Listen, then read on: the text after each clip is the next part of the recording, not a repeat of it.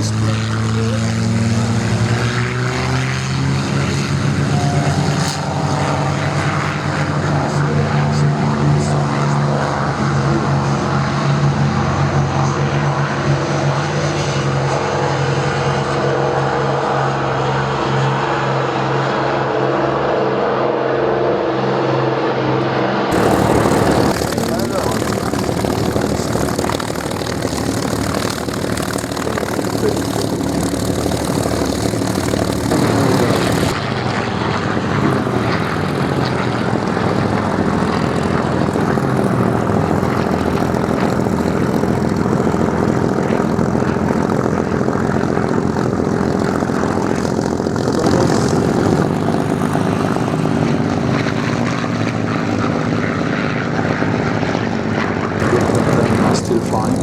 Around the world, and it's a strange aircraft.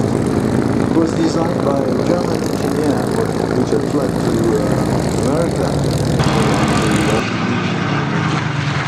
Not really exceptional, and North America built the aircraft. And one example in Britain, and one British test pilot flew it and said this would be a monster if you put a Merlin engine in it, a British.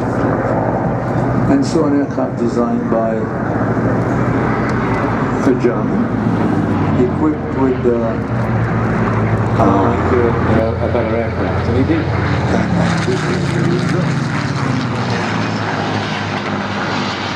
This is a very conservative engine.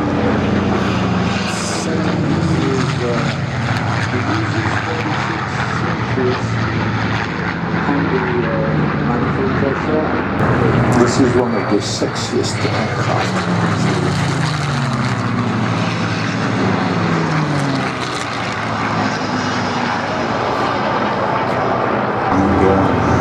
And this one, in front was the silver and blue one.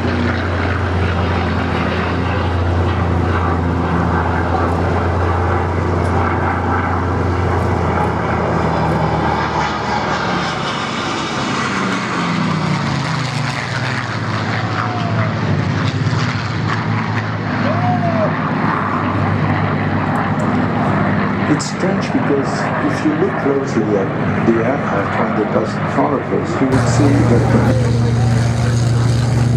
this one. I suppose the further forward you go in the seat, the nearer the centre of gravity you are, and the better the feeling. Yes, but it makes, in fact, the seat is in the same position. It depends on the personality. That's an achievement. Oh yes.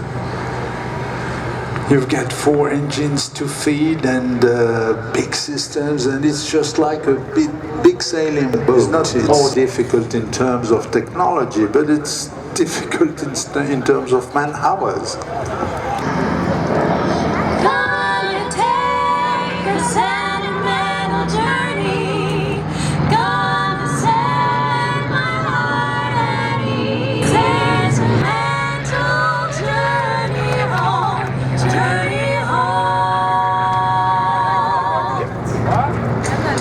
Thank you. Hey, where else? A big round of applause for the Manhattan Dolls and Sally B. Thank you. Thank you, girls. Well, this was a kind of salute. Why not? Those young men flying these flying machines during the war in Europe. 40,000. That's quite a population. Well, Sally B flies as a little. And this was a revolution for them because suddenly they felt protected.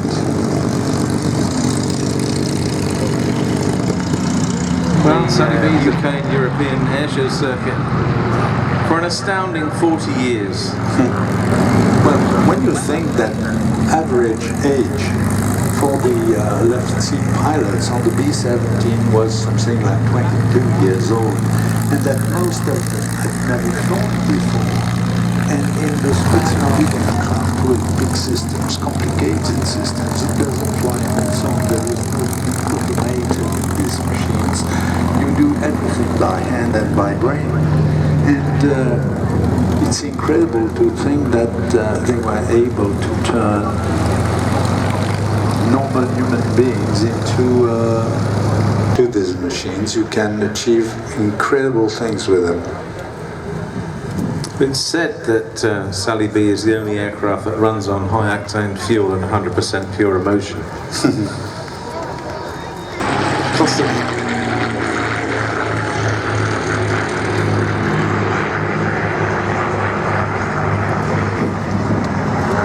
That's a sight that the B-17 pilots would not have liked to have seen.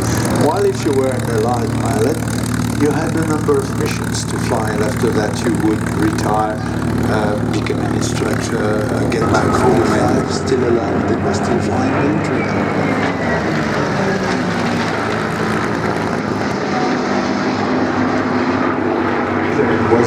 It was a really difficult aircraft to fly.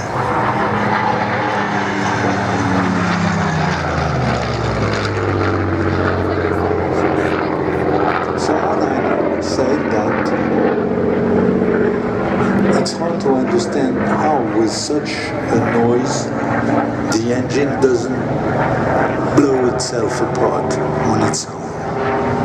Listen. The first the first machine, the first engine to use fuel injection was this engine. Listen again.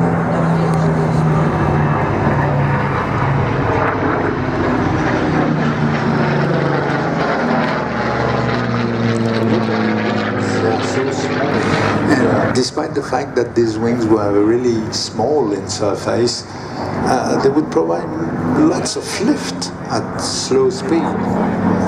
The problem with the Messerschmitt was that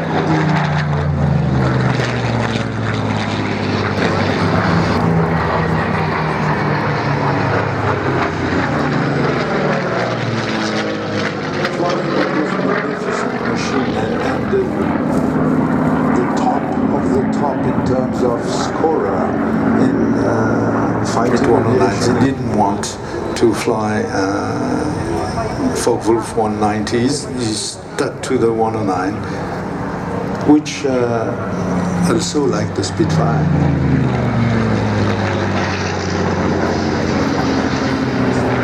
Was the only aircraft to be produced from the beginning to the very end of World War II. Of course, with different engines, with different also and with Messerschmitt 262, and we'll need to have it next year.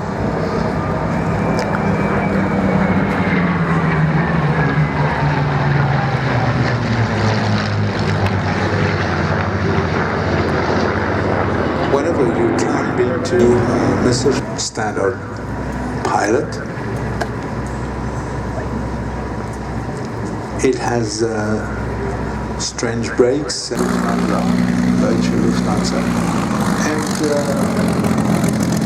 until 1939 the U52 was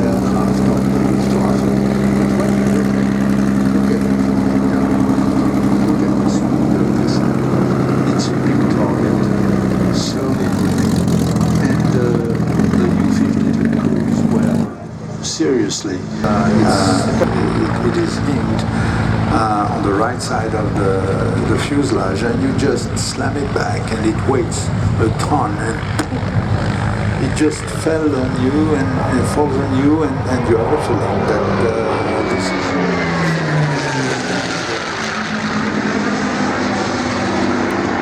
being closed upon you.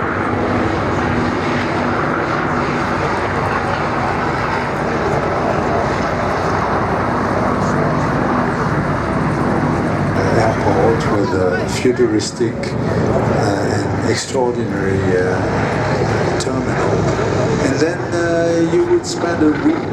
You were flying during the day, made friends with the crew because it was the same crew taking you all the way without losing one.